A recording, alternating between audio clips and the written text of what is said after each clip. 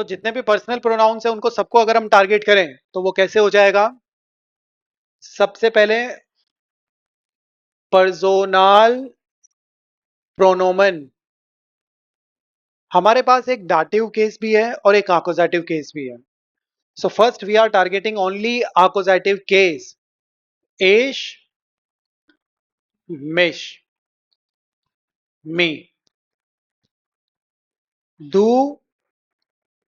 dish, you. Which one? Informal. Capital Z, formal U, Z, U, formal. Next one, इहर. इहर means you all. और उसका possessive pronoun वो personal pronoun क्या होगा? ओएश. ओएश, you all. And for the plural and informal also. Next one, air. In, him. Z means she और उसका personal pronoun जी का जी रह जाएगा. हर. यहां पे एस तो इसका एस ही रह जाएगा. Next one, wear.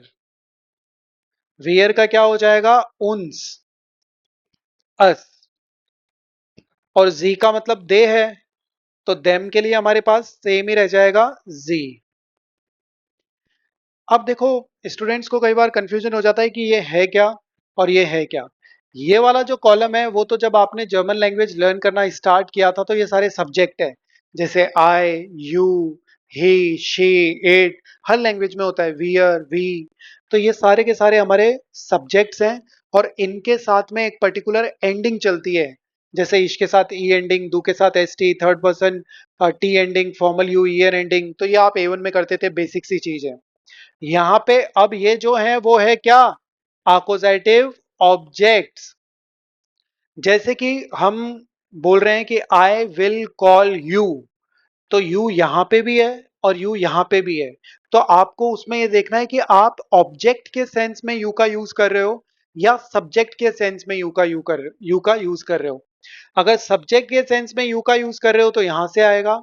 और ऑब्जेक्ट के सेंस में कर रहे हो तो यहां से आएगा. और सेंटेंस को आकुजेटिव आप कब मानते हो? जब उसमें एक ही ऑब्जेक्ट हो. दो तरीके हैं, एक तो ऑब्जेक्ट के थ्रू और एक प्रीपोजिशंस के थ्रू. तो अगर हम देखें, इश रूफ, मॉर्गन, अन. तो यहां पे अगर आप देखोगे तो इश जो है वो सब्जेक्ट के सेंस में यूज हो रहा है. और अनरूफन जो है वो एक ट्रेन बार वर्ब है, इसका मतलब होता है टू कॉल. अब मुझे ये बोलना है कि आई विल कॉल यू. मैं तुम्हें कॉल करूंगा. मान लीजिए इनफॉर्मल में बोल रहा हूं, मैं तुम्हें कॉल करूंगा.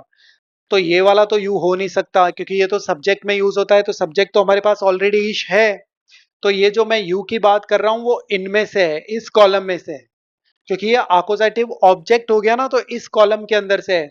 अब इंग्लिश के अंदर यू फॉर्मल में, इनफॉर्मल में, सब में यू ही है.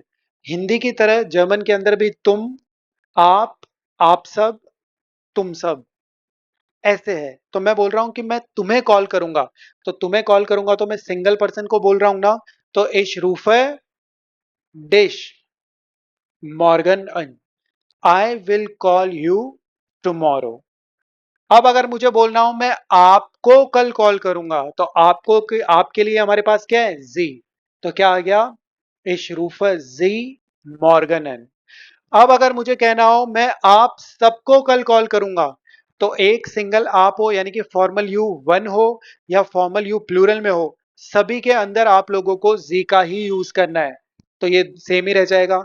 अब मुझे बोलना हो मैं तुम सबको कॉल करूंगा तो तुम सबके लिए, यू ऑल के लिए हमारे पास ऑब्जेक्ट में क्या है? ओएश. तो क्या कर देंगे? इश रूफ ओएश मॉर्गन अन. So I will call you all tomorrow. Next example, ich lade. Einladen is a verb, it means to invite. Zum Geburtstag ein. So einladen is a verb, it means to invite. तो invite करने का काम तो मैं कर रहा हूं, यानी कि मैं सब्जेक्ट वाले पोर्शन का काम तो खत्म कर चुका हूं, क्योंकि जो एक्टिविटी कर रहा हूं वो मैं कर रहा हूं। अब उसका इम्पैक्ट जिस चीज पे आने वाला है दैट इज ऑब्जेक्ट। तो ऑब्जेक्ट का अगर इम्पैक्ट आएगा तो ऑब्जेक्ट, एक ऑब्जेक्ट होगा तो वो केस आकोजाइटिव बन जाएगा। अब मुझे कहना हो आई एम इनवाइटिंग यू। अब यू से आप नहीं समझ पाओगे, उसको हिंदी से रिलेट करो। मैं तुम्हें इनवाइट करता हूं सिंगल पर्सन को, I invite you single person को, तो क्या आ जाएगा? डिश। आपके मेल राइटिंग के पॉइंट ऑफ व्यू से भी ये बहुत इंपॉर्टेंट है, क्योंकि कई बार आपको जब मेल आता है कि आपको अपने फ्रेंड को, सिंगल फ्रेंड को इनवाइट करना है, तो आपको डिश लिखना चाहिए। अब मेल में कई बार ऐसा आ जाता है कि आपको अपने बॉस को इनवाइट करना है, तो क्या करोगे? आपको इनवाइट कर रहा हूं तो जी आ जाएगा।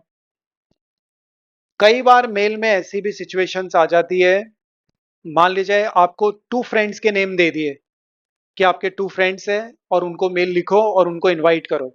अब स्टूडेंट ने अगर डिश लिख दिया तो इसका मतलब है उसने सिर्फ वन पर्सन को इनवाइट किया है। फ्रेंड्स है और उसने अगर जी लिख दिया तो यानी वो फॉर्मल में कर दिया। अब आपके फ्रेंड्स हैं तो वो इनफॉर्मल में है, और उनके उनको आपको प्लूरल में लिखना है, क्योंकि दो फ्रेंड्स हैं तो उनके लिए तुम सब आएगा। तो उसके लिए हम क्या यूज करेंगे? ओएश।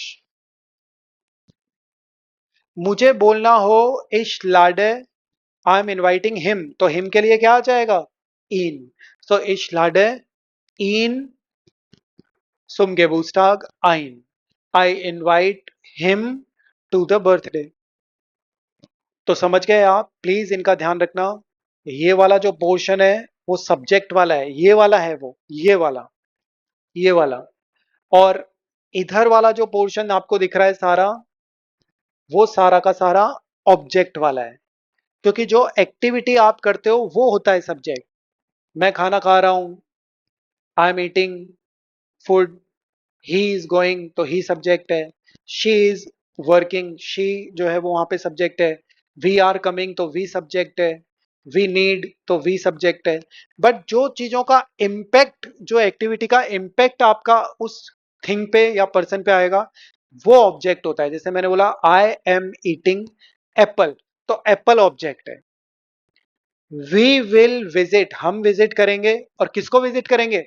ग्रैंड पेरेंट्स को, तो ग्रैंड पेरेंट्स ऑब्जेक्ट है, क्योंकि वो थोड़ी हमें विजिट कर रहे हैं, वो थोड़ी एक्टिविटी कर रहे हैं, हम कर रहे हैं activity. We will visit grandparents, तो ग्रैंड पेरेंट्स यहाँ ऑब्जेक्ट हो जाएंगे। अब नेक्स्ट सेंटेंस में अगर ग्रैंड पेरेंट्स को आपको रिप्लेस करना है, तो वियर बेजुखन जी मॉर्गन। जी क्यों आया? क्योंकि देम का सेंस, जी देम के सेंस में आ गया। वैसे ही अगर आप बोलो कि आई विल विजिट हर, तो हर यहां से आना चाहिए। आई विल विजिट यू, तो यू यहां से। वैसे तो देखो हर में और देम में और फॉर्मल यू में तो कोई दिक्कत ही नहीं है, क्योंकि सब्जेक्ट में जो है वही ऑब्जेक्ट में है, जो एग्जैक्टली सेम सब्जेक्ट में वही ऑब्जेक्ट में। देख सकते हो फॉर्मल यू में यहां भी जी है, यहां भी जी है, शी में यहां भी जी है, यहां भी जी है, और दे में यहां भी जी है, और देम में यहां भी जी है। सब्जेक्ट ऑब्जेक्ट, ये आपका नॉमिनेटिव और ये आकोजाइटिव, दोनों में जी वाले पोर्शन में तो एग्जैक्टली सेम है, तो आपको कंफ्यूज होने की जरूरत ही नहीं है। बात आती है सिर्फ यू की। यू सबसे इंपैक्टफुल है। यहां पे आप लोगों को पूरा ध्यान रखना है कि जब आप सब्जेक्ट की बात कर रहे हो तो इधर से यू लेना है, और जब ऑब्जेक्ट की बात कर रहे हो तो इधर से यू लेना है। यहां पे आपने कैसे पता लगाया कि ये अपोजिटिव है? क्योंकि यहाँ वन ऑब्जेक्ट की बात हो रही है, और जब भी सेंटेंस के अंदर वन ऑब्जेक्ट होता है, जैसा हमने पहले भी देखा था, तो वो कौन सा केस होता है? आकोजाइटिव। अब कुछ आकोजाइटिव और डाटिव फिक्स प्रीपोजिशंस भी है जर्मन के अंदर, जैसे फ्यूर प्रीपोजिशन है। फ्यूर जो है वो कौन सी प्रीपोजिशन है? आकोजाइटिव। बिना ऑब्जेक्ट देखे, बिना सब्जेक्ट देखे, कुछ भी देखने की जरूरत नहीं है आपको। जैसे ही फ्यूर प्रीपोजिशन दिखी, आपको ऑब्जेक्ट अगर लेना है तो यहां से लेना है। मैंने बोला फॉर यू, तो आप बोलोगे सर इसमें तो कोई सब्जेक्ट ऑब्जेक्ट कुछ समझ में नहीं आ रहा, तो हमें कैसे पता चलेगा? कि यहाँ तो आपने पहले बताया था कि सब्जेक्ट देखना है, यहाँ ऑब्जेक्ट देखना है, तो फॉर यू में तो कुछ पता ही नहीं चल रहा, आपको पता करना भी नहीं है। ये वाले जो होते हैं ना सब्जेक्ट, वो कभी भी किसी प्रिपोजिशन के साथ नहीं आते हैं। आपने कभी ऐसा सुना है इंग्लिश के अंदर फोर आई? कभी नहीं सुना होगा। फोर ही कभी नहीं सुना होगा।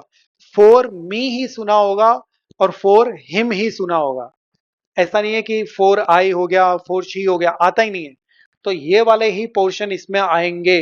मुझे बोलना है तुम्हारे लिए, फॉर यू, तुम्हारे लिए, तो तुम्हारे के लिए डिश आ जाएगा। मुझे बोलना हो आपके लिए, तो आपके में कोई दिक्कत ही नहीं है, जी आ जाएगा, कैपिटल आना चाहिए वर्ड। मुझे बोलना है हर के लिए, फॉर हर, तो भी जी आ जाएगा स्मॉल। मुझे बोलना है फॉर देम, तो भी जी आ जाएगा स्मॉल। मुझे बोलना हो तुम सब के लिए, तो फुफ्योर ओएश आ जाएगा। तो बस ये दो तरीके होते हैं, इनके थ्रू आपको पता चलता है, एक तो केस के थ्रू कि वहां पे सब्जेक्ट या ऑब्जेक्ट किस पे फोकस है, और दूसरा जो पता चलता है वो पता चलता है आपको प्रिपोजिशन के थ्रू, कि वो फिक्स आकोजेटिव प्रिपोजिशन है या फिर वो फिक्स डाटिव प्रिपोजिशन है। So these are subjects and accusative personal pronouns in object. So ish, mish, du, dish, sie, sie, ihr, euch, er, ihn, sie, sie, es, wir, uns, sie, sie. वो सारे subject हैं और ये सारे आकोजेटिव object.